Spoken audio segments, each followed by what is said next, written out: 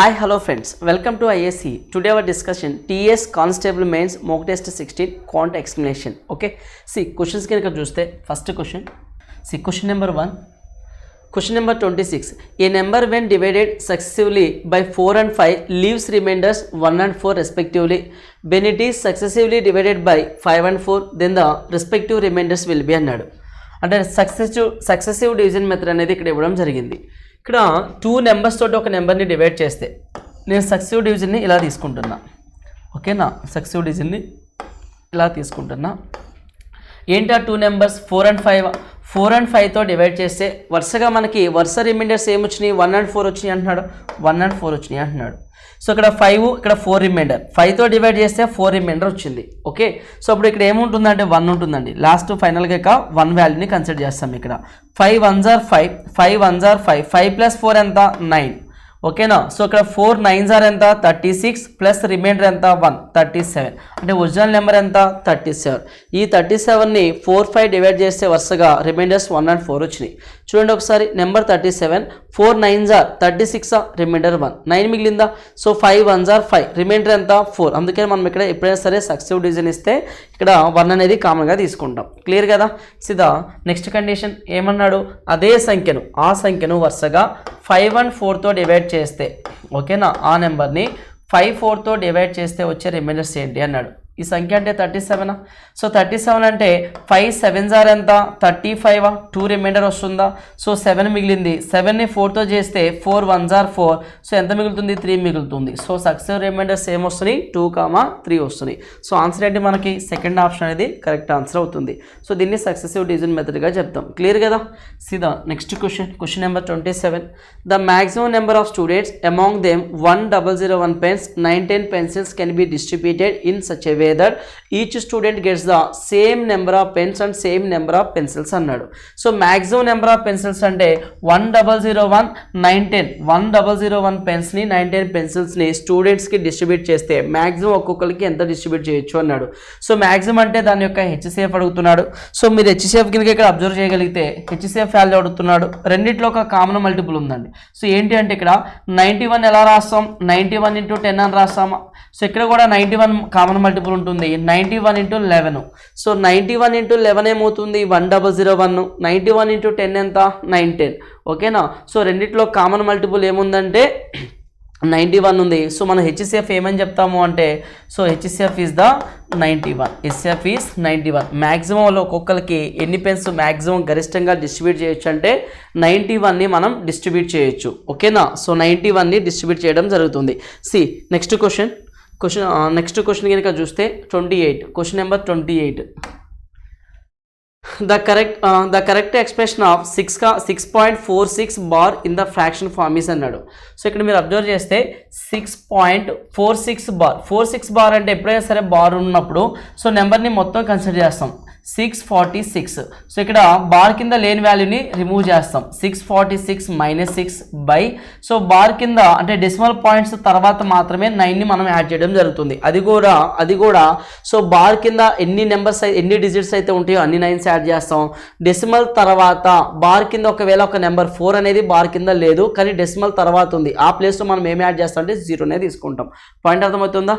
Clear కదా. So 646 - 6 by 99 bar కింద 2 numbers ఉన్నాయి కాబట్టి, సో బార్ కింద 2 నెంబర్స్ ఉన్నాయి కాబట్టి 99 కింద ఏం చేస్తాం 99తో అంటే 99 తీసుకుంటాం. బార్ కింద ఎన్ని డిజిట్స్ ఉంటే అన్ని 9s.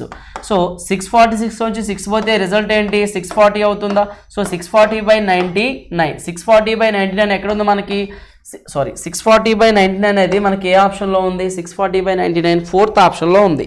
సో ఆన్సర్ ఏంటంటే ఇక్కడ 4th ఆప్షన్ అనేది కరెక్ట్ ఆన్సర్ అవుతుంది. క్లియర్ కదా. సీదా next question number 29. In a regular week there are 5 working days and for each day the working hours is 8 అన్నాడు. సో రెగ్యులర్గా అంటే మనకి ఒక వారంలో ఎన్ని వర్కింగ్ డేస్ ఉన్నాయంట 5 వర్కింగ్ డేస్ ఉన్నాయంట. మొత్తం 7 డేస్లో 5 వర్కింగ్ డేస్ అన్నాడు.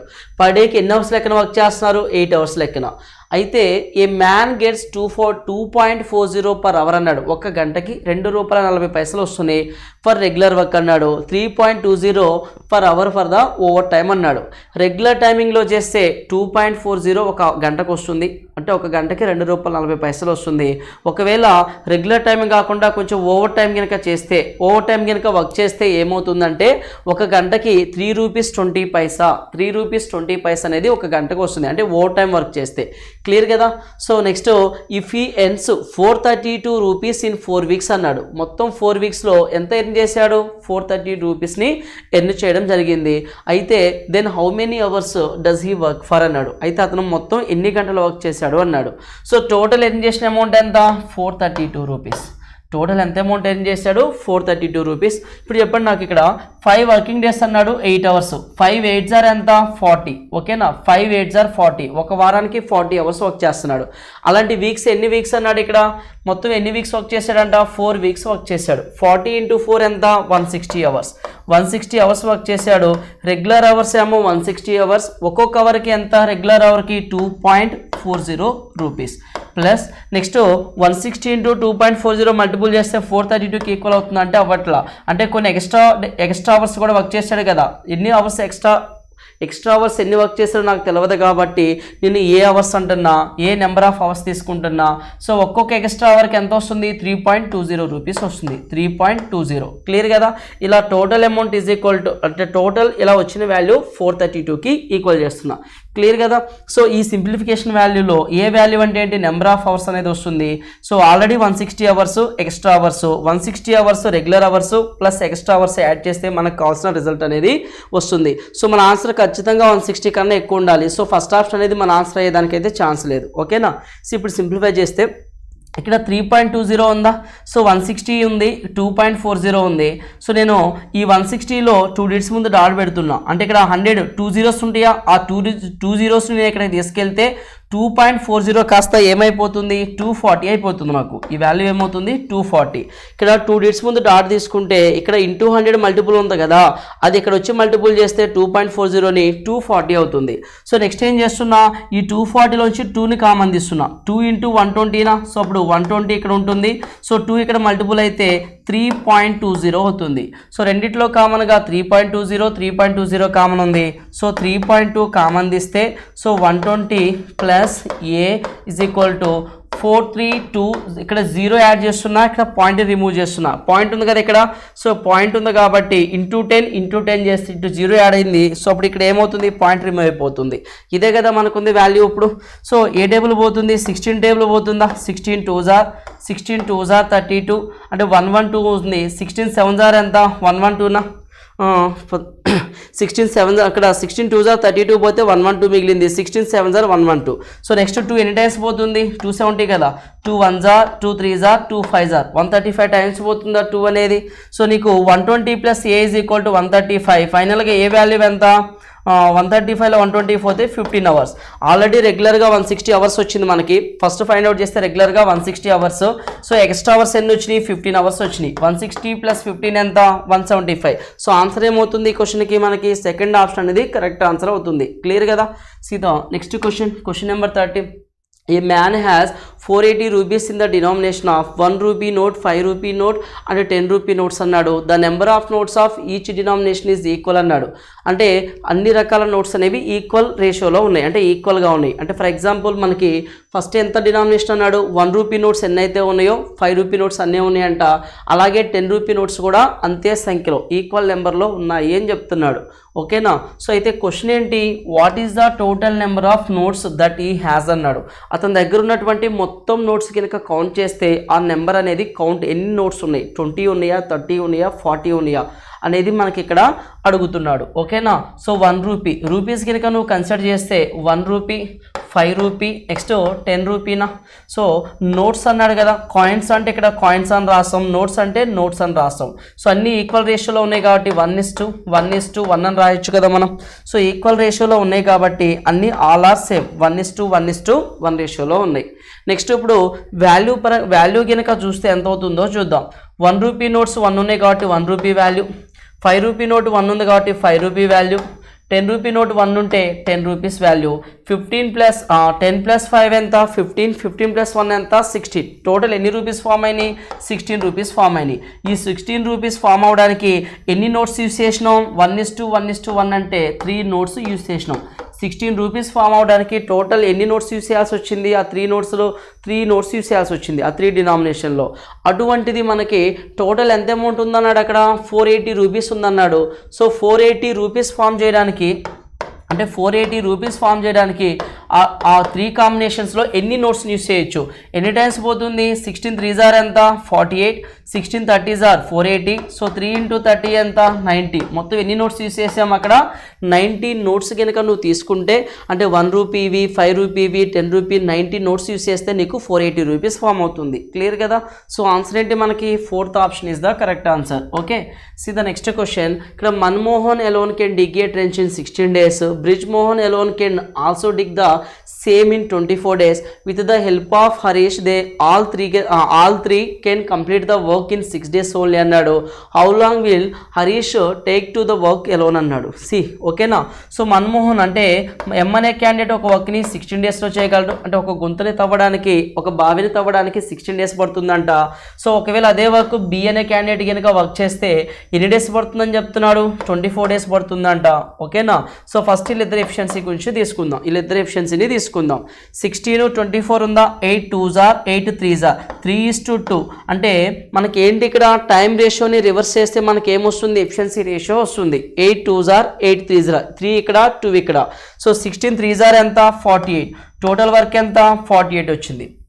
అయితే నెక్స్ట్ ఏమంటున్నాడు హరీష్ సహాయంతో వారు ముగ్గురు 6 డేస్లో ఆ పనిని పూర్తి చేయగలరంట.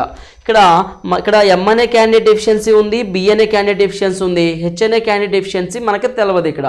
సో కానీ ముగ్గురు కలిసి వర్క్ చేస్తే వర్క్ ఎన్ని డేస్లో అవుతుందంట 6 డేస్లో అవుతుందంట. సో ఎఫిషియన్సీ బై టైం తీసుకుంటే అంటే ఇక్కడ వర్క్ బై టైం తీసుకుంటే మనకి ఏమొస్తుంది ఎఫిషియన్సీ వస్తుందా. So 6 1s 6 8s 8 efficiency. ఈ 8 ఎఫిషియన్సీ ఎవరిది మన్మోహన్ అనే క్యాండిడేట్ది, అలాగే బ్రిజేష్ అనే క్యాండిడేట్, హరీష్ అనే క్యాండిడేట్. ఆల్రెడీ వీళ్ళిద్దరిది ఎంత ఉంది 3 + 2 5 ఉంది. టోటల్ ఎఫిషియన్సీలో 5 ఎఫిషియన్సీ తీసేస్తే రిమైనింగ్ 3 ఎఫిషియన్సీ ఎవరిది అవుతుంది హరీష్ అనే క్యాండిడేట్ది అవుతుంది. సో క్వశ్చన్ ఏమన్నాడు ఒకవేళ టోటల్ వర్క్ని సింగిల్గా హరీష్ చేస్తే హరీష్ ఎంత ఎఫిషియన్సీతో చేయాలి, ఒకవేళ చేస్తే 3 ఎఫిషియన్సీ కదా. సో 3 ఎఫిషియన్సీతో చేస్తే పట్టే టైం ఎంత 16 డేస్ టైం పడుతుంది. 3 అనేది 48 ఎన్ని టైమ్స్ డివైడ్ చేస్తుంది 16 టైమ్స్ డివైడ్ చేస్తుంది. సో ఆన్సర్ ఏంటి థర్డ్ ఆప్షన్ అనేది మనకి ఇక్కడ కరెక్ట్ ఆన్సర్ అవుతుంది. క్లియర్ కదా. See the next question number 32. Ashok takes twice as much time as Arun and thrice as much time as Alok to finish a piece of work. They together finish the work in 1 day. Find the time in which Ashok can finish the work. So ఇక్కడ efficiency మనకి time period ratios ఇస్తున్నాడు. అశోక్ అంట first ఎవరన్నాడు అండి Ashok, next Arun, next ఎవరు third candidate Alok. So time ratio కనుక చూస్తే అశోక్ ఒక పనిని పూర్తి చేయడానికి అరుణ్కి 2 రెట్లు మరియు అలోక్కి 3 రెట్లు అన్నాడు. అరుణ్కి 2 రెట్లు అలోక్కి 3 రెట్లు అన్నాడు. సో అలోక్ ఇక్కడ 2 పార్ట్స్ తీసుకుంటున్నా. అలోక్కి 2 పార్ట్స్ టైం పడితే అలోక్కి 3 పార్ట్స్ అంటే 6 అవుతుందా. ఇక్కడ 2 పార్ట్స్ అలోక్ పడితే 3 పార్ట్స్ 2 3s ఎంత 6. ఇప్పుడు అరుణ్ కన్నా 2 టైమ్స్ అన్నాడు. ఇప్పుడు అరుణ్ దగ్గర 3 తీసుకుంటే సరిపోతుందా. మనకి టైం రేషియో 6 3 2 అన్నాడు. టైం రేషియో ఉంది. సో ఇప్పుడు ఎఫిషియన్సీ రేషియో కనుక చూస్తే సో ఇక్కడ ఏం చెప్పొచ్చు మనం 1/6 1/3 1/2 నా ఎఫిషియన్సీ రేషియో. అంటే 2 ఉంటే డైరెక్ట్గా రివర్స్ చేస్తాం, 3 ఉన్నాయి కాబట్టి సో ఏం చేస్తాం 1/6 1/3 1/2గా తీసుకుంటాం. సో లేదు అంటే ఇంకోలా ఎలా చెప్పొచ్చు ఆ 3 నెంబర్స్ని ఎల్సిఎం తీసుకుంటే 2 3 6 ఎల్సిఎం ఎంత 6 అవుతుంది. 6 ఎల్సిఎం అవుతుంది కాబట్టి 6 ఎన్ని టైమ్స్ పోతుంది 1 టైం, 3 ఎన్ని టైమ్స్ పోతుంది 2 టైమ్స్, 2 ఎన్ని టైమ్స్ పోతుంది 3 times. So Ashok Arun Alok efficiencies ఎలా ఉన్నాయి 1:2:3 రేషియోలో వాళ్ళకి ఎఫిషియన్సీలు ఉన్నాయి.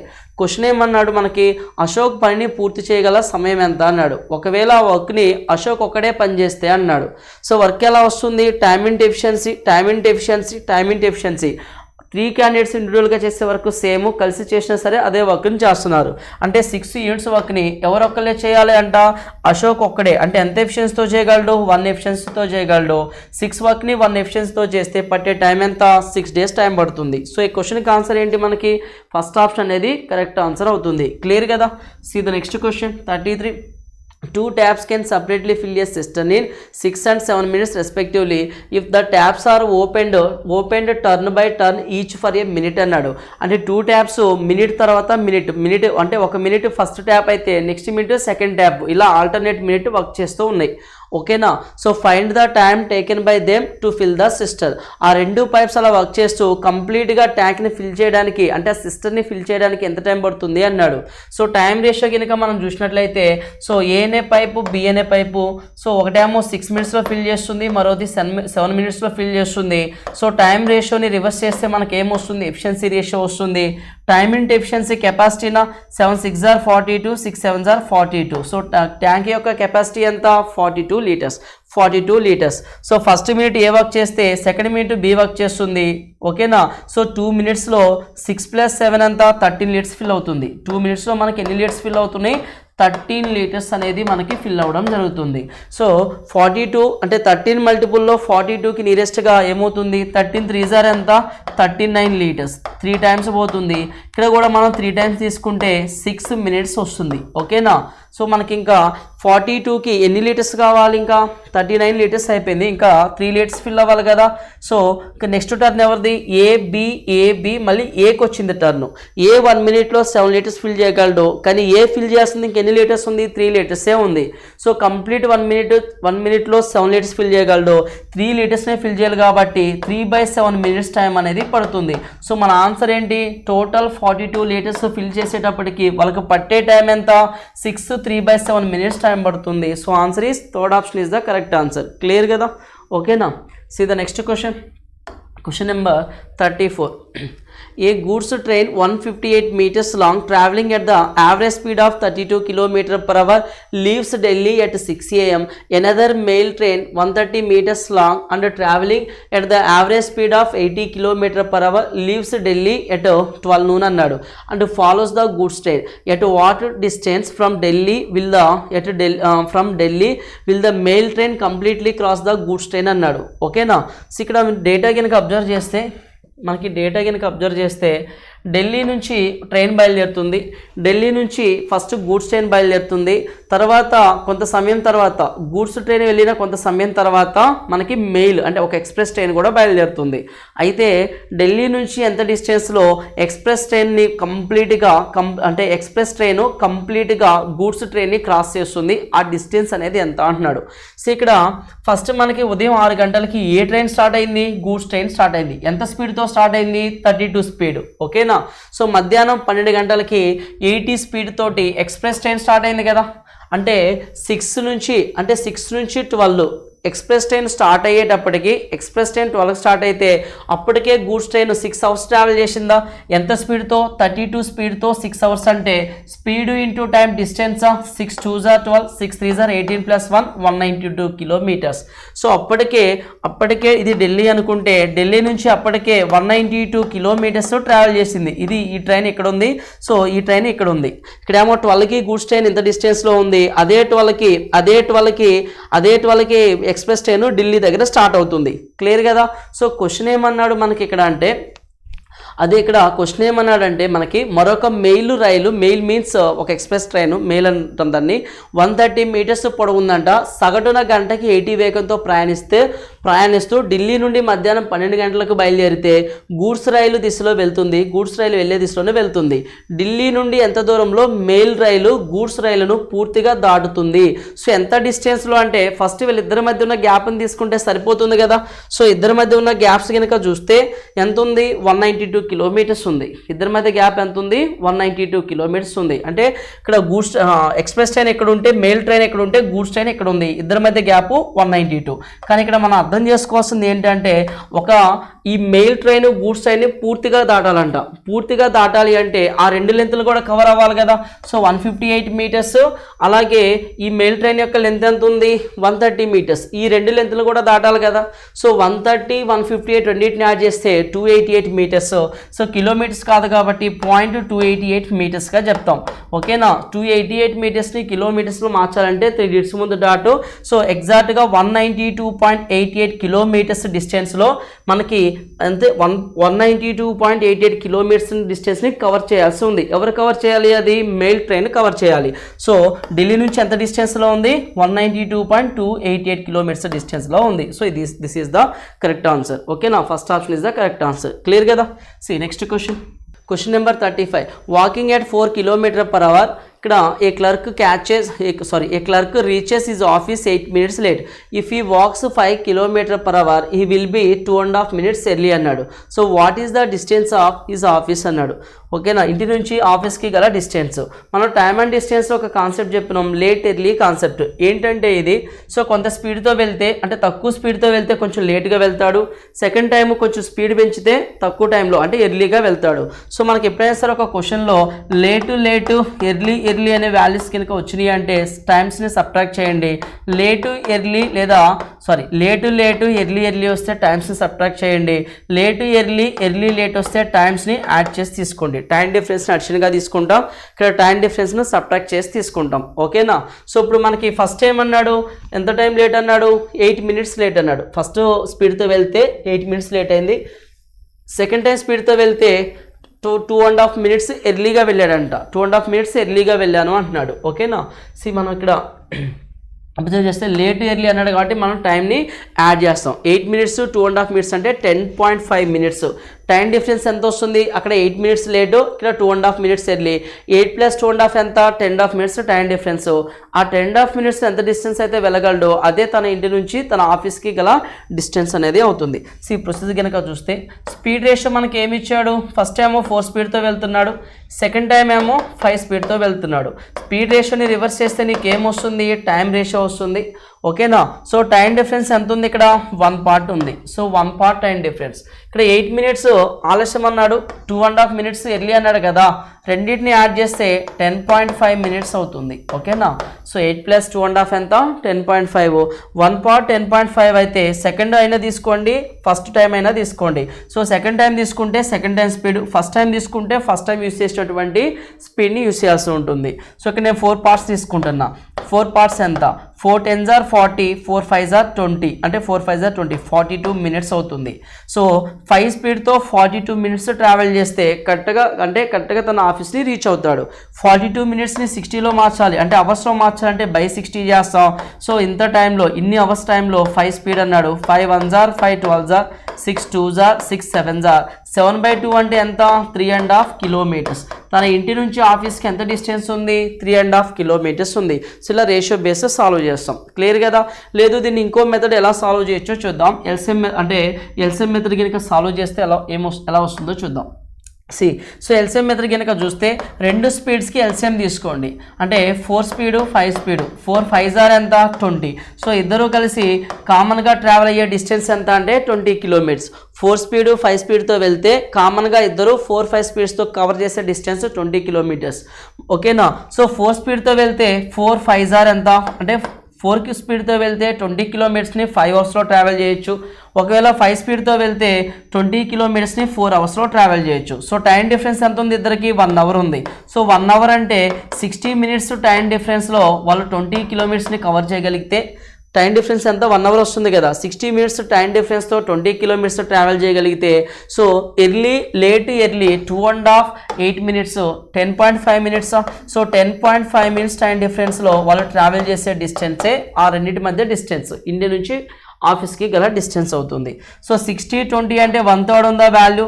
అలాగే 10.5 కూడా 1/3 వాల్యూ తీసుకుంటే 3 3s are 9, 3 5s are 3.5 kilometers అన్న 3.5 kilometers అన్న బోత్ ఆర్ సేమ్. ఓకేనా? ఇలా ఎల్సిఎం మెథడ్ తీసుకో, ఎల్సిఎం మెథడ్లో అయినా క్యాలిక్యులేట్ చేయొచ్చు, లేదంటే రేషియో మెథడ్ అయినా క్యాలిక్యులేట్ చేయొచ్చు. మీకు ఏది కంఫర్ట్ ఉంటే దాన్ని ఫాలో అవ్వండి. క్లియర్ కదా? So the next question number 36. Question number 36. A man takes 3 hours 45 minutes to row a boat 15 kilometers with the current in a river and 2 hours 30 minutes to cover a distance of 5 kilometers against the current. What is the speed of the current? ఒక వ్యక్తి 15 కిలోమీటర్ల దూరాన్ని ప్రవాహ దిశలో వెళ్ళడానికి 3 గంటల 45 నిమిషాల సమయం పడుతుంది, మరియు 5 కిలోమీటర్ల దూరాన్ని ప్రవాహ వ్యతిరేక దిశలో వెళ్ళడానికి 2 గంటల 30 నిమిషాలు పడుతుంది. అయితే ఏమన్నాడు ఇక్కడ? ప్రవాహం యొక్క వేగం ఎంత అంటున్నాడు. సో ఇక్కడ మనకు గమనిస్తే అప్ స్ట్రీమ్ ఇది down stream, boat speed in still water speed 15 kilometres దూరం అనేది ఫ్లో డైరెక్షన్లో వెళ్తున్నాడు. ఫ్లో డైరెక్షన్లో వెళ్తే అంటే డౌన్వర్డ్ డైరెక్షన్లో వెళ్తున్నాడు. ఇది డౌన్ స్ట్రీమ్, ఇది అప్ స్ట్రీమ్, ఇది boat speed in still water speed. Clear కదా? సో డౌన్ స్ట్రీమ్ డైరెక్షన్లో 15 కిలోమీటర్స్ ఇంత టైంలో వెళ్తున్నాడు. దీన్ని కంప్లీట్గా అవర్స్లో మార్చు.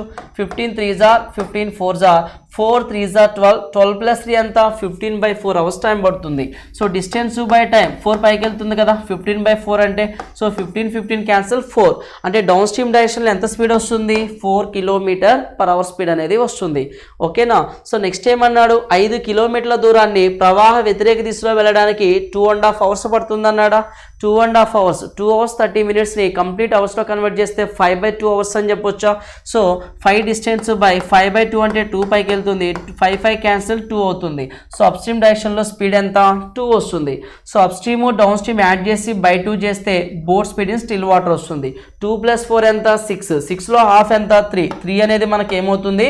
Boat speed in still water. So upstream boat speed water కానీ boat speed downstream difference కానీ తీసుకుంటే నీకు వచ్చేది ఏంటి? Water speed. ఎందుకని? బోట్ యొక్క ఒరిజినల్ స్పీడ్ ఇలా ఉంది, 3 ఉంది. డౌన్వర్డ్ డైరెక్షన్లో వెళ్తే 4 అవుతుంది, అంటే 1 యాడ్ అవుతుంది. 1 అంటే ఖచ్చితంగా వాటర్ స్పీడే కదా యాడ్ అయ్యేది. సో బోట్ డౌన్వర్డ్ డైరెక్షన్లో వెళ్తే నీకు యాడ్ అయ్యేది ఏంటి? వాటర్ స్పీడే. అందుకనే ఈ 2 డిఫరెన్స్ తీసుకున్నా నీకు వాటర్ వస్తుంది, పై 2 డిఫరెన్స్ తీసుకున్నా నీకు వాటర్ వస్తుంది. So what is the water speed? 1 km/h. Question ఏమన్నాడు? ప్రవాహం యొక్క వేగం ఎంత అన్నాడు. So 1 km/h is the correct answer. Clear కదా? సీదా నెక్స్ట్ క్వశ్చన్ నెంబర్ 37.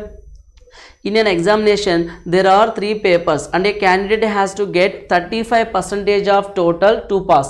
అంటే టోటల్ తన రాసిన ఎగ్జామ్స్ ఉంటాయి కదా, ఆ ఎగ్జామ్ టోటల్ మార్క్స్లో 35% మార్క్స్ వస్తే తను పాస్ అయినట్టు. ఓకేనా? సో అయితే ఇక్కడ ఏమైందంటే ఫస్ట్ పేపర్లో హీ గెట్స్ 62 out of 150, అంటే 150 మార్క్స్ గాను 62 మార్క్స్ వచ్చినాయి. అండ్ సెకండ్ పేపర్లో 32 మార్క్స్ అవుట్ ఆఫ్ 150 మార్క్స్ వచ్చినాయి. How much must he get అంటే ఎన్ని మార్క్స్ పొందాలి? Out of 180 marks in the third paper 180 మార్క్స్కి ఉంటే ఆ 180 మార్క్స్ పేపర్లో ఎన్ని మార్క్స్ పొందితే ఓవరాల్గా తను మినిమం 35% మార్క్స్తో పాస్ అవ్వచ్చు అంటున్నాడు. సో టోటల్ స్కోర్ కనుక మనం యాడ్ చేస్తే ఫస్ట్ పేపర్ ఎంత ఉంది? 150కి ఉంది first paper. Second paper total ఎంత ఉంది? 150. థర్డ్ పేపర్ టోటల్ ఎంత? 180. సో 150 300 + 180 480. టోటల్ ఎంత? 480 మార్క్స్. ఇందులో పాస్ మార్క్స్ అంటే 35% కదా. సో మనకి ఇందులో పాస్ మార్క్ ఎంత వస్తుంది? 35% వస్తుంది వాల్యూ. ఓకేనా? సో ఇందులో 10% వాల్యూ ఎంత? ఇప్పుడు 35% చూద్దాం. 10% ఎంత? 48. 20% అంటే 96. ఇంకొక 10% అంటే ఎంత? 96 + 48 136. 136 + 8 ఎంత? 144 వాల్యూ వస్తుంది. ఓకేనా? So 144 30% value. 5% అంటే 24. టోటల్గా చూస్తే 168 మార్క్స్ వస్తుంది. 168 అంటే మినిమం పాస్ మార్క్స్ ఎంత అంటే 168 మార్క్స్. మినిమం పాస్ మార్క్స్ ఎంత? 168 మార్క్స్. అయితే ఇక్కడ మనకి మినిమం 168 అనేది పాస్ మార్క్స్. ఇంతవరకు క్లియర్ కదా? ఫస్ట్ పేపర్లో ఎన్ని వచ్చినాయి? 62 మార్క్స్ వచ్చినాయి. 62 మార్క్స్ వచ్చినాయి. సెకండ్ పేపర్లో ఎన్ని వచ్చినాయి? ఫస్ట్ పేపర్లోనేమో 62 మార్క్స్ వచ్చినాయి, సెకండ్ పేపర్లోనేమో 35 వచ్చినాయి. 35 + 62 రెండు యాడ్ చేస్తే 97.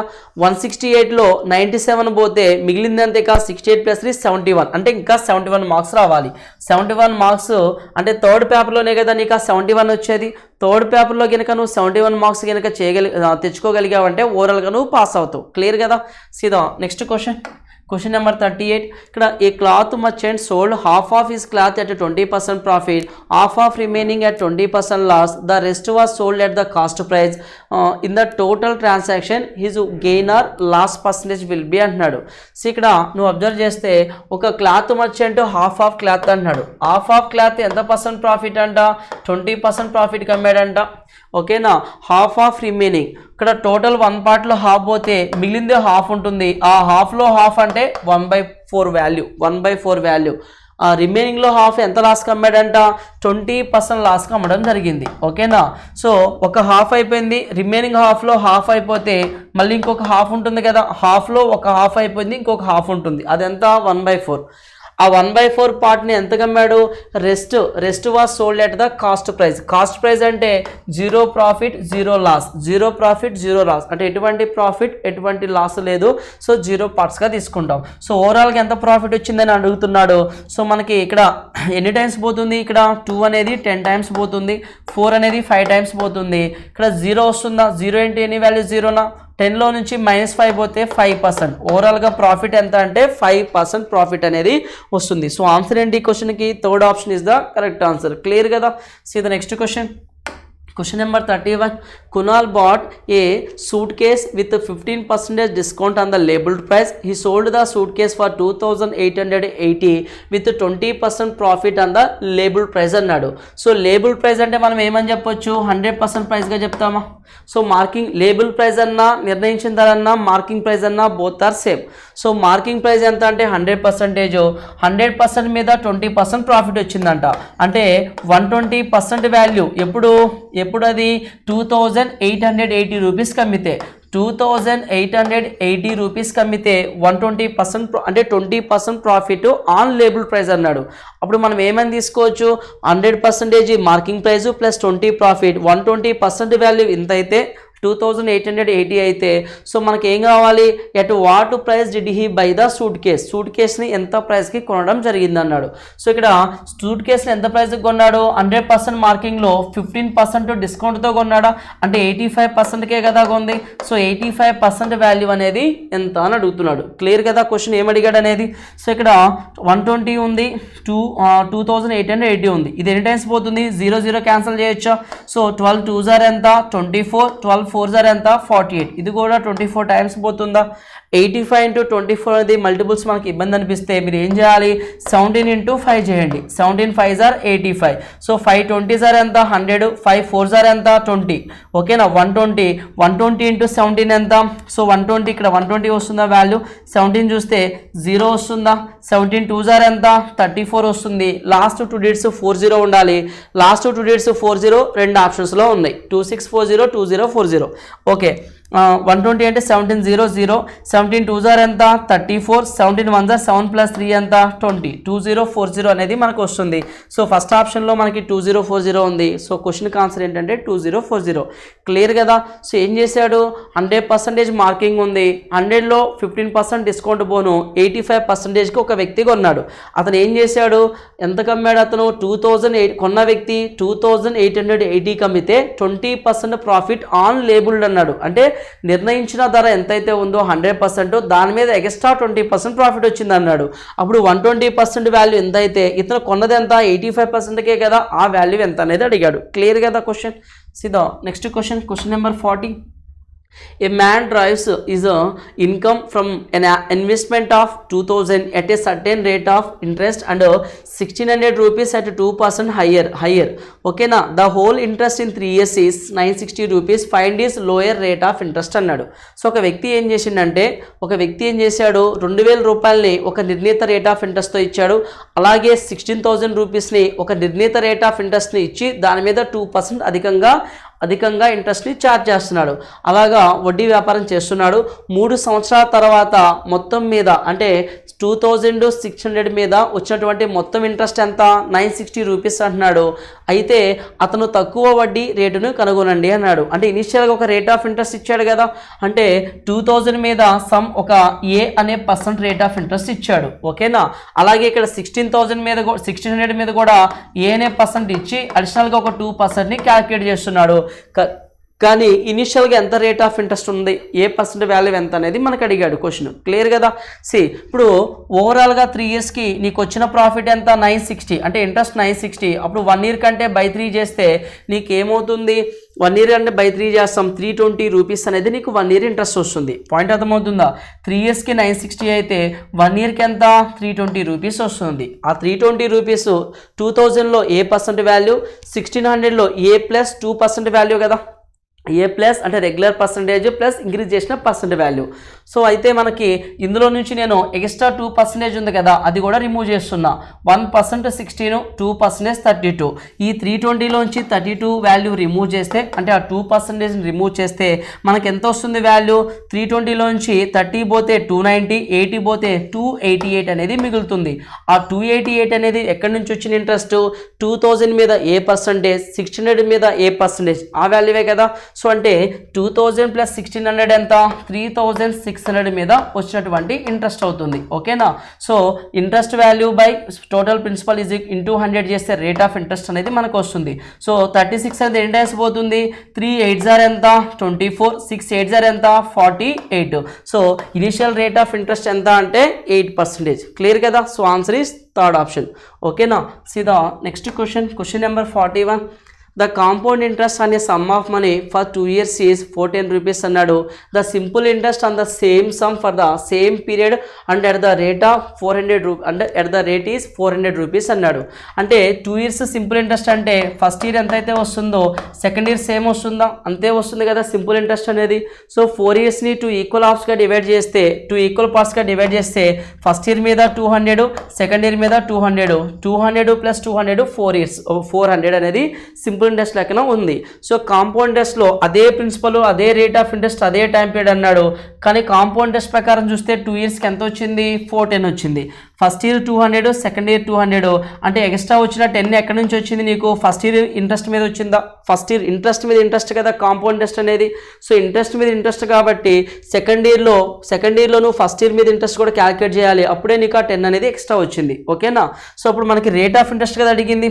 ఈ 200లో 10 అనేది ఎంత పర్సెంటేజ్, 200లో 10% అంటే 20, 5% అంటే 10. సో 200లో 5%, అప్పుడు రేట్ ఆఫ్ ఇంట్రెస్ట్ ఎంత అని చెప్పొచ్చు, per annum 5% per annum లెక్కన ఇక్కడ జరిగింది. అంటే 5% రేట్ ఆఫ్ ఇంట్రెస్ట్గా ఉంది ఇక్కడ. క్లియర్ కదా క్వశ్చన్. సీదా next question 42. ABCD is a quadrilateral అన్నాడు. AC is equal to 19 centimeters. The lengths of perpendiculars from B and D on AC are 5 centimeters and 7 centimeters respectively. Then the area of ABCD in square centimeters అన్నాడు. So ఇక్కడ ఒక quadrilateral కనుక చూస్తే, ఓకేనా, ABCD అనే ఒక quadrilateral ఉంది.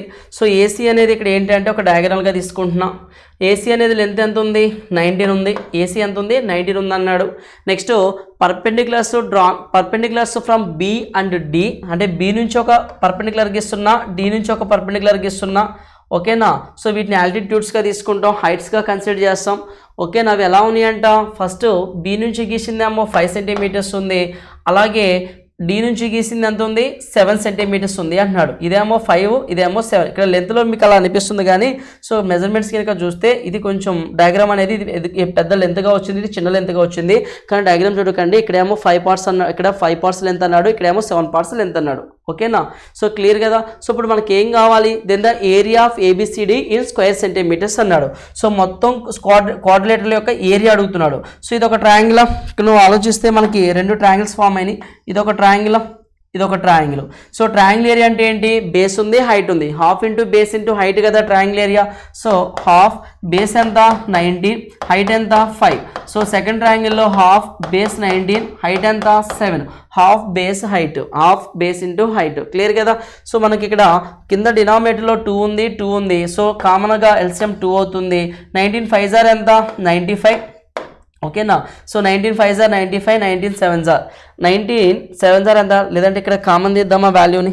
So రెండింటిలో కామన్గా 19 ఉంది కదా, ఇక్కడ 19 ఉంది, ఇక్కడ 19 ఉంది. 19 కామన్ తీస్తే సో 5 + 7 ఎంత 12 వస్తుంది. 2 1 జార్ 2 6 జార్ 19 6 జార్ ఎంత 114 అనేది మనకి ఏరియా అవుతుంది. 96 జార్ ఎంత 114.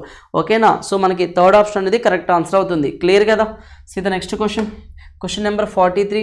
2 hemispherical tanks are tanks are made of a same material అన్నాడు. అంటే రెండు హెమీస్పెరికల్ ట్యాంక్స్ని అంటే అర్ధగోళాకారంలో ఉన్నటువంటి రెండు ట్యాంక్స్ని ఒకే మెటీరియల్ నుంచి తయారు చేయడం జరిగింది. They cost 9,000 rupees 4,000 rupees which are proportional to area of sheet used అన్నాడు. సో నెక్స్ట్ ఏమన్నాడు, if the second tank can hold 800 litres the capacity of the first tank hold in litres అన్నాడు. So ఇక్కడ మనకి main clue ఏంటంటే క్వశ్చన్లో ఇక్కడ చూడండి, which are proportional to the area of the sheet metal used అన్నాడు. అంటే వాళ్ళు యూజ్ చేసినటువంటి ప్రైస్లు ఉన్నాయి కదా, ఫస్ట్ హెమిస్పెరికల్ ట్యాంక్ ఏమో 9,000 రూపీస్, సెకండ్ హెమిస్పెరికల్ ట్యాంక్ ఏమో 4,000 రూపీస్ ఖర్చు అయింది. వాళ్ళు ఎంత ఖర్చు అయితే పెడతారో అంత క్వాంటిటీలో అంత ఎక్కువ షీట్ వస్తుంది, అంత పెద్ద ట్యాంక్ ఫామ్ అవుతుంది. 9,000 రూపీస్ ఖర్చు పెట్టారు అంటే ఎక్కువ మెటీరియల్ వస్తుంది, ఎక్కువ ట్యాంక్ పెద్ద ట్యాంక్ ఫామ్ అవుతుంది. అలాగే 4,000 రూపీస్ ఖర్చు పెడితే 4,000 తగ్గట్టు తక్కువ షీట్ వస్తుంది, తక్కువ ట్యాంక్ అనేది ఫామ్ అవుతుంది, తక్కువ కెపాసిటీ ఉన్న ట్యాంక్ అనేది ఫామ్ అవుతుంది. ఫైనల్గా క్వశ్చన్ ఏమన్నాడు, 4,000 అంటే క్వశ్చన్ ఏమన్నాడు, సెకండ్ ట్యాంక్ అంటే 4,000 రూపీస్ ఖర్చు పెట్టావు కదా, 4,000 రూపీస్ ఖర్చు పెట్టినటువంటి ట్యాంక్ ఎన్ని లీటర్స్ని హోల్డ్ చేస్తుందంట, 800 లీటర్స్ కెపాసిటీని కలిగి ఉంది అన్నాడు. సో అయితే ఫస్ట్ ట్యాంక్ ఖర్చు ఎంత ఖర్చు అయింది, 9,000 రూపీస్ ఖర్చు అయిందా, అప్పుడు 9,000 రూపీస్ ఖర్చు అయిన దానికి ఎన్ని లీటర్స్ హోల్డ్ చేయగలుగుతుంది. సో 4 అనేది 2 టైమ్స్ పోతుందా, 9 అనేది 2 టైమ్సా, 3 zeros నెగ్లెక్ట్ చేయండి. 4 2s are 8 means 800, 9 2s are 18 means 1800 litres. అంటే ఫస్ట్ ట్యాంక్ 1800 లీటర్స్ కెపాసిటీని కలిగి ఉంటుంది. అంటే ప్రైస్ ఎంతైతే ఉందో అంత తగ్గట్టు, అంటే తక్కువ ప్రైస్ ఉంటే తక్కువ కెపాసిటీ ఉంటుంది, ఎక్కువ ప్రైస్ ఉంటే ఎక్కువ కెపాసిటీ ఉంటుంది. అదే మనకు ఆ స్టేట్మెంట్లో మీనింగ్. క్లియర్ కదా question. See the next question, question number 44 కనుక చూస్తే, question number 44. If x and y are the angles lying in the second quadrant, x less than y అన్నాడు. సో దెన్ ఏ స్టేట్మెంట్ అనేది సరి అయింది అన్నాడు. ఫస్ట్ క్వాడ్రెంట్, సెకండ్ క్వాడ్రెంట్, ఓకేనా. So third quadrant, fourth quadrant, 4 quadrants కనుక తీసుకుంటే X మరియు why అనేవి రెండు కోణాలంట. రెండవ పాదంలో ఉండే ఎక్స్ లెస్ దెన్ వై, అప్పుడు అంటే రెండవ పాదంలో ఎక్స్ కామా వైలో ఉంటే సో ఆ రిలేషన్ అనేది ఎలా ఉంటుంది అన్నాడు. సో జనరల్గా ఆలోచిద్దాం. సో 90+లో ఉన్నాయి కదా, సో జనరల్గా ఎక్స్ వాల్యూ వై కన్నా చిన్నది అన్నాడు, ఎక్స్ వాల్యూ వై కన్నా చిన్నది. సో ఇప్పుడు ఎక్స్ ప్లస్లో నేను ఏం తీసుకుంటున్నా అంటే సెకండ్ క్వాడ్రెంట్లో అన్నాడు కదా, సో 90+ అంటున్నాం. ఎప్పుడైనా సరే ఎక్స్ అంటే సైన్ కాంబినేషన్లో చిన్న యాంగిల్ ఉంది అనుకోండి, వాల్యూ చిన్నగా ఉంటుంది. చిన్న యాంగిల్ ఉంటే సైన్ కాంబినేషన్లో వాల్యూ చిన్నగా ఉంటుంది. పెద్ద వాల్యూ ఉంది అంటే యాంగిల్ పెద్దగా, అంటే యాంగిల్ తక్కువగా ఉంటే వాల్యూ తక్కువగా ఉంటుంది, యాంగిల్ ఎక్కువగా ఉంటే వాల్యూ ఎక్కువగా ఉంటుంది. ఫర్ ఎగ్జాంపుల్ ఫస్ట్ క్వాడ్రెంట్స్ గురించి డిస్కస్ చేస్తే ఎక్స్ ప్లస్ ఒక 30 degrees తీసుకుంటున్నా, వై ప్లస్ ఒక 90 degrees తీసుకుంటున్నా. అప్పుడు సైన్ 30 అంటే ఎంత, సైన్ 30 1/2, సైన్ 90 అంటే ఎంత 1 అవుతుంది. ఏది పెద్దది, ఎక్కువ యాంగిల్ ఏదైతే ఉందో ఆ వాల్యూ పెద్దగా ఉంది. అంటే ఫస్ట్ క్వాడ్రెంట్స్ గురించి మాట్లాడితే సేమ్ అలాగే సెకండ్ క్వాడ్రెంట్లో అయినా అదే సిచ్యువేషన్ కదా రిపీట్ అయ్యేది. మనకి తక్కువ యాంగిల్ ఉంటే తక్కువ వాల్యూ అవుతుంది, ఎక్కువ యాంగిల్ ఉంటే ఎక్కువ వాల్యూ వస్తుంది. సో ఈ రేషియో ప్రకారం అంటే ఈ రిలేషన్ ప్రకారం ఏ స్టేట్మెంట్ కరెక్ట్గా ఉంది, ఏ ఆప్షన్ కరెక్ట్ అవుతుంది చూడండి. ఇక్కడ ఎక్స్ వాల్యూ తక్కువగా ఉంటే ఎక్స్ వాల్యూ తక్కువగా ఉంటే సో ఎక్స్ వాల్యూ తక్కువగా ఉందన్నాడు, వై వాల్యూ ఎక్కువగా ఉందన్నాడు. అప్పుడు సైన్ వై అనేది పెద్ద రిజల్ట్ చూపిస్తుంది, సైన్ ఎక్స్ అనేది చిన్న రిజల్ట్ చూపిస్తుంది. అది ఫస్ట్ క్వాడ్రెంట్ అయినా సెకండ్ క్వాడ్రెంట్ అయినా ఏ క్వాడ్రెంట్ అయినా సరే, ఈవెన్ థర్డ్ ఫోర్త్ అయినా సరే. కానీ సెకండ్ క్వాడ్రెంట్ స్టేట్మెంట్ కదా అడిగింది. సో సెకండ్ క్వాడ్రెంట్ అయినప్పటికీ కూడా ఎక్స్ వాల్యూ చిన్నగా ఉంటే చిన్న రిజల్ట్, వై వాల్యూ పెద్దగా ఉంటే పెద్ద రిజల్ట్. సో అప్పుడు ఏమవుతుంది relation, sine X less than sine Y, అంటే సైన్ వై పెద్ద అవుతుంది. సో డిఫరెన్స్ మైనస్ అవుతుందా అంటే అవ్వదు. నెక్స్ట్ సైన్ ఎక్స్ చిన్నగా ఉంటే పెద్దది అవుతుందా అంటే అవ్వదు. ఓకేనా. సో ఏ ఆప్షన్ సెట్ అవుతుందండి, ఒక ఫస్ట్ ఆప్షన్ ఆ రిలేషన్ని సాటిస్ఫై చేస్తుంది. క్లియర్ కదా. ఓకేనా. See the next question number 45. Ratio of the earnings of A and B is 4:7. If the earnings of A increases by 50%, those of B decreases by 25%, the new ratio of their earnings becomes 8:7. What are the A's earnings అన్నాడు. అయితే A యొక్క income ఎంత అంటున్నాడు. ఇక్కడ AB గురించి కనుక discuss చేస్తే so incomes ratio ఎలా ఉంది, 4:7 ఉందా. ఏ అండ్ బి యొక్క ఎర్నింగ్స్ మీన్స్ ఇన్కమ్స్ రేషియో 4:7 ఉంది. ఇక్కడ earnings of A increases by 50% అన్నాడు. సో ఇక్కడ 40-70గా తీసుకుంటే ఏనే క్యాండిడేట్ 50% పెంచుతున్నాడంట, అంటే ఆల్మోస్ట్ 20 పెంచి 60 అవుతుంది. నెక్స్ట్ బి డిక్రీజెస్ బై 25% అన్నాడు. సో 25% అంటే 1/4 వాల్యూ తగ్గుతుంది. సో అంటే 7%, 7 తగ్గుతుంది. సమ్ ఇక్కడ న్యూమరికల్ వాల్యూ అనేది ఒకటి వస్తుంది. సో నెక్స్ట్ ఏమవుతుంది, ఇలా తగ్గినా పెరిగినా సరే మనకు వచ్చే వాల్యూ కూడా ఏమవుతుంది, రేషియో వాల్యూ అవుతుంది. కానీ క్వశ్చన్ ఏమన్నాడు, the new ratio of their earnings becomes 8:7 అన్నాడు. ఓకే, ది న్యూ రేషియోస్ 8:7 తీసుకుందాం, నో ప్రాబ్లం. ఇక్కడ వచ్చిన వాల్యూస్ని సింప్లిఫై చేస్తే 8:7కి ఈక్వల్ అవుతుంది అన్నాడు. కానీ క్వశ్చన్ ఏం అడిగాడు, వాట్ ఆర్ ఏస్ ఎర్నింగ్స్ అన్నాడు. ఏ యొక్క ఆదాయం అనేది, ఏ యొక్క ఇన్కమ్ వాల్యూ ఎంత అన్నాడు. సో మనకి ఫస్ట్ రేషియోస్ ఇచ్చాడు, ఇంక్రీజ్ అయిన తర్వాత కూడా రేషియోసే ఇచ్చాడు. అంటే ఏదైనా ఒక వాల్యూ అనేది మెన్షన్ చేయాలి. అంటే బి ఇన్కమో లేదా బి ఇంక్రీజ్ ఇన్కమో బి ఇనిషియల్ ఇన్కమో ఏదో ఒక క్లూ అనేది మనకి ఇవ్వాలా. అంటే న్యూమరికల్ వాల్యూ ఇన్ఫర్మేషన్ అనేది ఇవ్వాలా. సో రెండు చోట్ల రేషియో బేస్ మీదే ఇచ్చాడు. రేషియో వాల్యూస్ ఇచ్చి న్యూమరికల్ వాల్యూస్ ఫైండ్ అవుట్ చేయగలుగుతామంటే చేయలేమండి, పాసిబుల్ కాదు. సో డేటా అనేది సరిపోదు. సో ఆన్సర్ ఏంటి మనకి ఇక్కడ, డేటా ఇన్అడిక్వేట్. 4th ఆప్షన్ అనేది కరెక్ట్ ఆన్సర్ అవుతుంది. క్లియర్ కదా. సీదా next question number 46. A and B start a business with investment of 5,000, 4,500 respectively.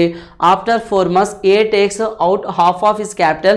After 2 more months, B takes out 1/3 of his capital, while C joins them with a capital of 7,000 rupees. At the end of the year, they earn a profit of 5,080 rupees. Find the share of each member in the profit అన్నాడు. So ఒక్కొక్కరికి వచ్చిన profit value ఎంత అనేది ఇక్కడ అడుగుతున్నాడు. ఓకేనా. So ఇక్కడ మనం అబ్జర్వ్ చేస్తే ఏ మరియు బీలు వరుసగా 5,000, 4,500తో వ్యాపారాన్ని ప్రారంభించాడు. 4 months తర్వాత ఏ తన పెట్టుబడిలో సగం తీసేసుకున్నాడు. ఓకేనా. సో అంటే A B C total investment అనేది ఎన్ని ఇయర్స్ గడిచింది, ఏడాది ముగిసేటరికి అన్నాడు. అంటే 1 year మాత్రమే అక్కడ బిజినెస్ జరిగింది. 1 year మాత్రమే బిజినెస్ జరిగింది. సో ఏ గురించి కనుక చూస్తే మనం 4 months తర్వాత ఏ తన ఇన్వెస్ట్మెంట్లో సగం తీసేసుకున్నాడు. మరో 2 నెలల తర్వాత బి తన పెట్టుబడిలో 3/1 తీసేసుకున్నాడు. అయితే సి 7,000 పెట్టుబడితో వారితో వ్యాపారంలో చేరాడు అన్నాడు. ఓకేనా. సి ఇక్కడ సి అనే క్యాండిడేట్ వచ్చిన పాయింట్ చెప్తాడు. After 2 more months B takes 1/3 of his capital while. ఆ సమయంలో సి జాయిన్స్ అన్నాడు. అంటే బి ఎప్పుడైతే తన యొక్క పెట్టుబడిని కొంత బాగా వెనక్కి తీసుకుంటున్నాడో అప్పుడు సి జాయిన్ అయ్యాడు. ఓకేనా. అయితే ఆ సమయంలో సి 7,000తో వారితో పెట్టుబడిలో చేరారు అనేది ఉంటే బాగుంటుందండి ఇక్కడ తెలుగులో. ఓకే. సి ఇప్పుడు చూద్దాం. ఇప్పుడు చెప్పండి, ఏ ఎంత ఇన్వెస్ట్ చేశాడు. ఇక్కడ మనకి ఎన్ని జీరోస్ కామన్ ఉన్నాయి, ఆ జీరోస్ రిమూవ్ చేద్దామా. సి ఇన్వెస్ట్మెంట్లో 2 zeros, ఇక్కడ బి ఇన్వెస్ట్మెంట్లో 2 zeros, ఏ ఇన్వెస్ట్మెంట్లో 2 zeros కామన్ ఉన్నాయి కాబట్టి వాటిని తొలగించేయండి. ఇప్పుడు చూడండి 4 months వరకు ఏ తన ఇన్వెస్ట్మెంట్ ఎంత ఉంచాడు, 50 partsగా ఉంచాడు. టోటల్ ఇన్వెస్ట్మెంట్ 1 year, అంటే రిమైనింగ్ 8 months. సో అందులోంచి హాఫ్ తీసేసుకున్నాడు కదా, ఏ తన పెట్టుబడిలో సగం తీసుకున్నాడు కదా. అంటే స్టార్టింగ్ నుంచి ఎండింగ్ వరకు 12 months హాఫ్ ఉంచాడని చెప్పొచ్చా. స్టార్టింగ్ నుంచి ఎండింగ్ వరకు 12 parts ఇన్వెస్ట్ చేయడం జరిగింది. 12 parts 25లో హాఫ్, 50లో హాఫ్ ఎంత, 25. ఓకేనా. స్టార్టింగ్ నుంచి ఎండింగ్ వరకు 25 ఉంచాడు. నెక్స్ట్ స్టార్టింగ్ 4 months మాత్రమే 25 ఉంచాడు. ఓకేనా. ఇలానే చెప్పొచ్చు. లేదా ఇదే స్టేట్మెంట్ ఇంకోలా ఎలా రాయొచ్చు చూడండి. కంప్లీట్గా ఒక 4 months ఏమో 50 parts ఉంచాడు, నెక్స్ట్ 8 months ఏమో 25 parts ఉంచాడు. ఇదే కదా అర్థం. ఫస్ట్ ఇలానే రాయొచ్చు, ఇందాకలాగానే రాయొచ్చు అండి. First 4 months 50 parts, next 8 months 25 parts. ఎందుకంటే హాఫ్ తీసేసుకున్నాడు కదా. సో బి గురించి చూడండి. మరో 2 నెలల తర్వాత బి తన పెట్టుబడిలో ఏ మరియు బీలు వరుసగా స్టార్టింగ్ ఎవరు ప్రారంభించారు, ఏ బి ఇద్దరు కలిసి స్టార్ట్ చేశారు బిజినెస్ని. బి అనే క్యాండిడేట్ మరో 2 నెలలు అన్నాడు. అంటే 6 months వరకు బి అనే క్యాండిడేట్ ఎంత ఇన్వెస్ట్ చేస్తూ వచ్చాడు, 45 parts వరకు ఇన్వెస్ట్ చేస్తూ వచ్చాడు. రిమైనింగ్ 6 months మాత్రం తన 2 నెలల తర్వాత తన పెట్టుబడిలో 3/1 1/3 అంటే 1/3. 45లో 1/3 అంటే ఎంత, 3 1s 3 5s 15 parts తీశాడు. అంటే 30 parts మాత్రమే ఉంది. ఓకేనా. తీసుకుంటాడంట. అంటే 1/3 part అంటే 30 parts రిమైనింగ్ 6 months ఉంచాడు. నెక్స్ట్ సి గురించి చూడండి. అయితే ఆ సమయంలో అంటే ఫస్ట్ 4 months నెక్స్ట్ 2 నెలలు 6 months కంప్లీట్ అయిపోయిన తర్వాత 6 months కంప్లీట్ అయిపోయిన తర్వాత సి ఇన్వెస్ట్మెంట్ చేస్తున్నాడు. ఎన్ని మంత్స్ చేయగలుగుతాడు, మ్యాక్సిమం 6 months ఇన్వెస్ట్ చేయగలుగుతాడు. ఎన్ని పార్ట్స్ ఇన్వెస్ట్ చేస్తున్నాడు, 70 parts ఇన్వెస్ట్ చేస్తున్నాడు. ఓకేనా. ఇలా వాళ్ళ ఇన్వెస్ట్మెంట్ రేషియో అనేది ఉంది. సో ఇక్కడ 25 4s 100, 4s 100 200 అవుతుందా. సో 4 5s ఎంత, 4 5s 20 200. సో 200 ఎంత, 400 అవుతుంది. సో ఇక్కడ 6 30s 180, 6 4s ఎంత, 240, 6 5s 30. 240 + 30 ఎంత, 270, 630 సార్ 180 కదా, 270 ప్లస్ 100 ఎంత, 270 ప్లస్ 100 ఎంత 370. సో 370 ఒక 80 ఎంత వస్తుంది, 370 450 అవుతుంది. ఓకేనా 450. సో 6 7 సార్ ఎంత 42, 420. సో అన్నింటిలో కామన్గా జీరోస్ ఉందా, జీరో రిమూవ్ చేయండి. సో 40 ఉంది, 45 ఉంది, 42 ఉంది. సో కామన్ టేబుల్ ఏమైనా ఉందా అంటే వాటిలో సో ఏ టేబుల్ లేదు కదా. సో 40 45 42 40 40 40 120 127 127 పార్ట్స్ ఎంత అన్నాడు క్వశ్చన్లో. ప్రాఫిట్ ఒక 1 year తర్వాత 5080 ప్రాఫిట్ వచ్చిందంట. ఓకేనా 5080 ప్రాఫిట్ వచ్చింది అన్నాడు. సో మనకి ఇండివిజువల్ ప్రాఫిట్స్ ఏంటి అనేది అడుగుతున్నాడు. సో ఫస్ట్ క్యాండిడేట్కి వచ్చిన ప్రాఫిట్ ఎంత, సెకండ్ క్యాండిడేట్ ప్రాఫిట్ ఎంత, థర్డ్ క్యాండిడేట్ ప్రాఫిట్ ఎంత. సో 40 పార్ట్స్ ఎంత, అలాగే 45 పార్ట్స్ ఎంత, అలాగే 42 పార్ట్స్ ఎంత. ఇక్కడ 12 అనేది ఎన్ని టైమ్స్ పోతుంది, 12 4s are 48, 7 4s are 48. ఎగ్జాక్ట్గా 40 టైమ్స్ పోతుందా, ఎగ్జాక్ట్గా 40 టైమ్స్ పోతుంది. సో 40 × 40 ఎంత 1600. ఇచ్చిన ఆప్షన్లో ఫస్ట్ 1600 ఏ ఆప్షన్ ఉందో చూడండి. సో 1600 ఉన్నది ఒకటే ఆప్షన్ ఉంది. ఓకేనా సో 1600 1800 1680. సో 45 × 40 అంటే ఎంత వస్తుంది అప్పుడు 1800. 42 × 40 ఎంత వస్తుంది మనకి 1680 వస్తుంది. క్లియర్ కదా. సో ఆన్సర్ ఏంటి మనకి సెకండ్ ఆప్షన్ అనేది కరెక్ట్ ఆన్సర్. క్లియర్ కదా. A person was asked to state his age in years. His reply was, take my age 3 years hence, multiply it by 3 and subtract 3 times my age 3 years ago. You will know how old I am అన్నాడు. What was the age of the person. ఒక వ్యక్తిని నీ age ఎంత బాబు అంటే అతను ఇలా reply ఇచ్చాడు. అతను ఏమన్నాడంటే అతని ప్రస్తుతం వయసు ఏమిటంటే నా వయసు 3 సంవత్సరాల తర్వాత. నా వయసు అంటే ప్రజెంట్ నా ఏజ్, ఇక్కడ నేను ప్రజెంట్ ఆ పర్సన్ యొక్క ఏజ్ ఏమని తీసుకుంటున్నా అంటే ప్రజెంట్ ఏ ఇయర్స్ అని తీసుకుంటున్నా. ఓకేనా ఏ ఇయర్స్, ప్రజెంట్ అతని ఏజ్ ఎంత ఏ ఇయర్స్. చూడండి స్టేట్మెంట్ ఏం చెప్తున్నాడు, నా వయసు 3 సంవత్సరాల తర్వాత అంటే ఏ ప్లస్ 3నా, దానిని 3తో గుణించండి. ఏ ప్లస్ 3ని 3తో గుణించమన్నాడు. మరియు 3 సంవత్సరాల క్రితం నా వయసుని 3 రెట్లు తీసివేయండి అన్నాడు. సో 3 సంవత్సరాల క్రితం అంటే ఒకసారి చూడండి, take my age 3 years hence, multiply it by 3 and then దీనిని సబ్ట్రాక్ట్ చేయాలి. And then subtract 3 times my age 3 years ago. అంటే 3 సంవత్సరాల క్రితం నా ఏజ్ ఎంతైతే ఉందో దానికి 3 రెట్ల వయసుని ఈ రిజల్ట్ నుంచి సబ్ట్రాక్ట్ చేయమని చెప్తున్నాడు. చూడండి ఇక్కడ 3 సంవత్సరాల తర్వాత దానిని 3తో గుణించండి మరియు 3 సంవత్సరాల క్రితం నా వయసుని 3 రెట్లు తీసివేయండి అన్నాడు. సో 3 సంవత్సరాల క్రితం అంటే ప్రజెంట్ నుంచి 3 years ago అంటే -3 అవుతుంది. దానికి 3 టైమ్స్ని రిమూవ్ చేయమని చెప్తున్నాడు. క్లియర్ కదా. సి ఇలా ఉంది. అయితే ఇక్కడ నా వయసు ఎంత అనేది మీకు తెలుస్తుంది అంట. సో ఎంత అంటే ఇలా చేయడం వల్ల ఫైనల్గా అతని వయసు ఎంత, ప్రజెంట్ వయసు ఎంత ఏ ఇయర్స్ కదా, అతని యొక్క ప్రజెంట్ వయసు ఎంత ఏ ఇయర్స్ కాబట్టి ఆ ఏజ్ అనేది ఏ ఇయర్స్ అనేది వస్తుంది అంటున్నాడు. అయితే క్వశ్చన్ ఏంటి, అతని వయసు ఎంత. సి చూద్దాం ఇప్పుడు. 3 × A ఎంత 3A అవుతుంది. 3 3s are 9 -3A minus into minus plus 3 3s are 9 is equal to A అవుతుందా. సో ఇక్కడ వాల్యూ ఏమవుతుంది 9. So 3A - 3A plus 3A - 3A cancel అయిపోతుందా. So A is equal to ఏ వాల్యూ అండి ఇది 19 + 19 ఎంత 18 years అవుతుంది. సో అతని యొక్క ప్రెజెంట్ ఏజ్ ఎంత అంటే 18 years. సో ఆన్సర్ ఏంటి మనకి ఫస్ట్ ఆప్షన్ అనేది కరెక్ట్ ఆన్సర్ అవుతుంది. క్లియర్ కదా. See the next question number 48. The average weight of 3 men ABC is 84 kg. Another man D joins the group and average now becomes 80 kg. If another man E whose weight is 3 kg more than D replaces A, then the average weight of B, C, D and E becomes 79 kg. అయితే the weight of A is అన్నాడు. ఏ యొక్క wait ఎంత. So ఇక్కడ ఏమడిగాడంటే క్వశ్చన్లో ABC యొక్క average ఇచ్చాడండి. ABC యొక్క average ఎంత ఉంది 84 kg ఉంది. వాళ్ళకి ఎనదర్ మ్యాన్ డి జాయిన్స్. ఈ 3 మెంబర్స్తో డి కనుక జాయిన్ అయితే డి జాయిన్ అయితే యావరేజ్ ఏమైంది అన్నాడు 80 kg అయింది అన్నాడు. అంటే తగ్గిపోయింది వాళ్ళ యావరేజ్. ఎంత తగ్గింది ఇక్కడ ఏబిసి వాళ్ళకి ఎంత తగ్గింది, ఒక్కొక్కరికి 4 years తగ్గింది, ఒక్కొక్కరికి 4 years. 3 members కదా తగ్గింది. అంటే డి వాళ్ళతో జాయిన్ అయ్యేసరికి 3 members ఒక్కొక్కరిది 4 years అనేది అంటే 4 kgs అనేది తగ్గిపోయింది. ఎందుకు తగ్గిపోయింది అంటే జాయిన్ అయినటువంటి డి అనే క్యాండిడేట్కి 80 యావరేజ్ లేకుండా అంటే 80 అంటే చాలా తక్కువ వాల్యూ అనేది ఉంది. జాయిన్ అయినటువంటి డి ఎవరైతే ఉన్నారో అతను తక్కువ వెయిట్ ఉన్నాడు కాబట్టి తక్కువ వెయిట్ ఉన్నాడు కాబట్టి ఈ త్రీ మెంబర్స్ అతనికి వెయిట్ని షేర్ చేశారు. షేర్ చేసినప్పుడు అందరిది కామన్గా 80 kg అయింది. అంటే యాక్చువల్గా డి అనేది 80 అవుతుందా అంటే 80 కాదు. So first candidate, second candidate, third candidate 3 members ఒక్కొక్కరు 4 years, 4 3s are 12 అంటే 4 3s are 12 kgs డీకి ఇస్తేనే డీది 80 అయింది. అంటే డి యొక్క ఒరిజినల్ వెయిట్ ఏమవుతుంది? డి యొక్క ఒరిజినల్ వెయిట్ 80లో నుంచి ఈ యావరేజ్ 80 కదా డీది, 80లో నుంచి ఆ 12 రిమూవ్ చేస్తే 68 kgs అవుతుందా? సో డి యొక్క ఒరిజినల్ వెయిట్ ఎంత అంటే 68 kg. ఆ 68 kgకి వీళ్ళు ముగ్గురు 12 kgs యాడ్ అయిన తర్వాత అందరిది కామన్గా 80 kg యావరేజ్ అయింది. క్లియర్ కదా? నెక్స్ట్ ఏమన్నాడు? డి కంటే 3 కిలోలు ఎక్కువ ఉన్న మరో వ్యక్తి ఈ అన్నాడు. సో ఈ వెయిట్ గురించి మాట్లాడుతున్నాడు ఇక్కడ. ఓకేనా? సో డి కన్నా ఎన్ని కిలోలు ఎక్కువ ఉన్నాయంట? 3 kgs ఎక్కువ అంట. 68కి 3 యాడ్ చేస్తే ఎంత వస్తుంది? 71 kg. అంటే ఈ యొక్క వెయిట్ మనం ఏమని చెప్పొచ్చు? 71 kg అని చెప్పొచ్చు మనం ఇక్కడ. ఓకే, అతను ఏ స్థానంలో చేరాడంట. ఏ స్థానంలో చేరిన తర్వాత బీసీడీఈ యావరేజ్ ఎంత ఉందన్నాడు? 79 kgs ఉందన్నాడు. ఓకేనా? సో ఏ స్థానంలో చేరితే వాళ్ళకి యావరేజ్ ఎంత ఉంది? సో అంటే ఏం చెప్పొచ్చు? ఏ ప్లేస్లో జాయిన్ అయ్యాడు కదా,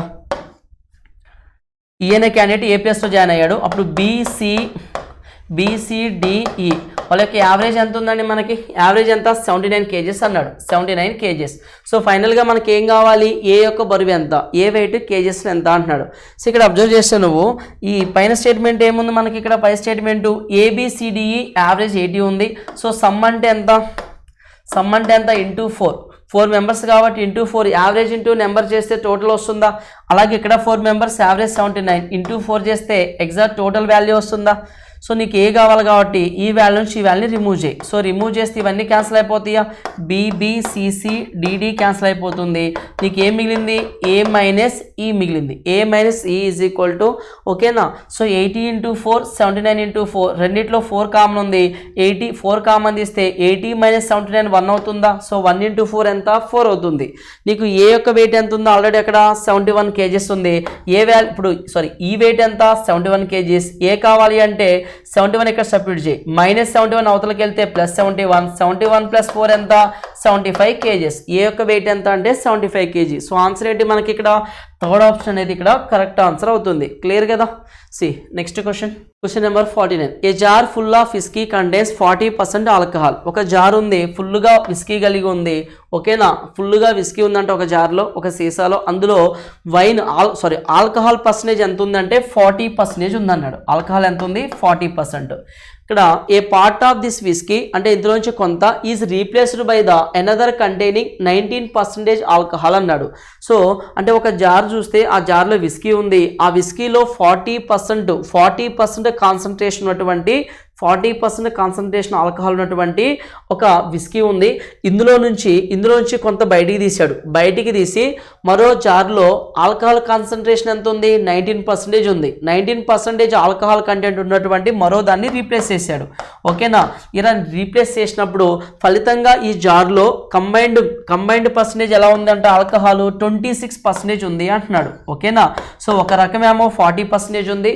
సో ఇందులోంచి కొంత రిమూవ్ చేసి 19% ఆల్కహాల్ కాన్సన్ట్రేషన్ ఉన్న దాన్ని దీనికి యాడ్ చేయడం వల్ల ఫలితంగా 26% కాన్సన్ట్రేషన్ ఫామ్ అయింది. ఓకేనా? సో చూడండి, 19 కన్నా ఎక్కువ, 40 కన్నా తక్కువ. క్లియర్ కదా? 90 కన్నా ఎక్కువ, 40 కన్నా తక్కువ. ఓకే, సో పర్సంటేజ్లో అవసరం లేదండి, చెప్తున్నాం కదా ఇలా క్లియర్గా. సో 26 నుంచి 19 పోతే ఎంత మిగులుతుంది? ఇక్కడ 7. సో 26లో 19 పోతే 7 మిగులుతుంది. సో 40లోంచి 26 పోతే ఇక్కడ ఎంత మిగిలింది? 14 వాల్యూ మిగులుతుంది. ఓకేనా? సో ఇక్కడ ఎన్ని టైమ్స్ పోతుంది? 7 1s are 7 2s are. నీకు యాడ్ చేసింది ఏంటి? 19 పార్ట్స్ కదా నువ్వు యాడ్ చేసింది. ఇక్కడ ఆల్రెడీ 40% అనేది ఇనిషియల్గా ఉంది కాన్సన్ట్రేషను. ఈ 19% కాన్సన్ట్రేషన్ కదా నువ్వు బయట నుంచి యాడ్ చేసినావు. సో యాడ్ చేసింది ఎంత అంటే 2 parts. టోటల్ క్వాంటిటీ ఎంత అంటే 1 + 2 3 parts. అంటే 2/3 క్వాంటిటీని నువ్వు యాడ్ చేయడం జరిగింది బయట నుంచి. సో ఆన్సర్ ఏమవుతుంది మనకంటే సెకండ్ ఆప్షన్ అనేది కరెక్ట్ స్టేట్మెంట్ అవుతుంది. క్లియర్ కదా? The next question number 50. In a class, there are 10 boys, 5 girls. A group of 3 students is to be selected to represent the class. Find the probability that it has 2 boys and 1 girl అన్నాడు. ఒక class కనుక చూస్తే క్లాస్లో ఎంతమంది ఉన్నారు? 10 members boys ఉన్నారు, 5 members girls ఉన్నారు. A group of 3 students is to be selected. నువ్వు ఎంతమంది సెలెక్ట్ చేయాలి? 3 మెంబర్స్ని ఒక గ్రూప్లా సెలెక్ట్ చేయాలి. సెలెక్ట్ చేసిన దాంట్లో ప్రాబిలిటీ వాల్యూ ఎంత అంటున్నాడంటే 3 మెంబర్స్లో 2 మెంబర్స్ బాయ్స్ ఉండాలి, 1 మెంబర్ గర్ల్ ఉండాలి అంటున్నాడు. సో ఇక్కడ ప్రాబిలిటీ కనుక చూస్తే టోటల్ అంటే న్యూమరేటర్లోనేమో ఫేవరబుల్ అవుట్కమ్ తీసుకుంటాం, డినామినేటర్లోనేమో పాసిబుల్ అవుట్కమ్ని తీసుకుంటాం. ఓకేనా? సో న్యూమరేటర్లో ఫేవరబుల్ అవుట్కమ్ అంటే మనకి ఏమొస్తుంది? 2 బాయ్స్ కావాలి, టోటల్ బాయ్స్ 10 బాయ్స్. 10లో నుంచే కదా నువ్వు 2 బాయ్స్ని సెలెక్ట్ చేయగలిగేది. నెక్స్ట్ 1 గర్ల్ కావాలి, 5 గర్ల్స్ నుంచి నువ్వు 1 గర్ల్ని సెలెక్ట్ చేసుకోగలుగుతాం, అంటే 5C1 వేస్లో సెలెక్ట్ చేయగలుగుతాం.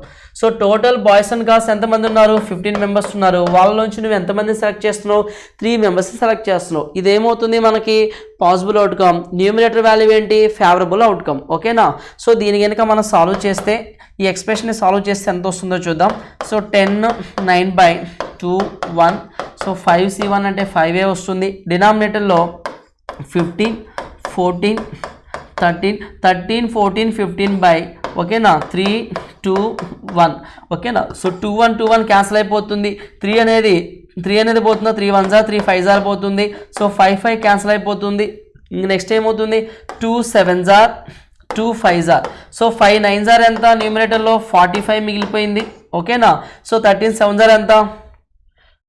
13 5 6 36 91 అండి. 91 మిగులుతుంది డినామినేటర్లో. ఓకేనా? 13 7 ఎంత? 91. 13 ఎంత? 91. సో 45/91 మిగులుతుంది. సో ఇచ్చిన ఆప్షన్స్లో 45/91 ఏముంది? సెకండ్ ఆప్షన్ ఉంది. సో ఈ క్వశ్చన్కి ఆన్సర్ ఏంటి అంటే సెకండ్ ఆప్షన్ అనేది కరెక్ట్ ఆన్సర్ అవుతుంది. ఓకే, క్లియర్ కదా?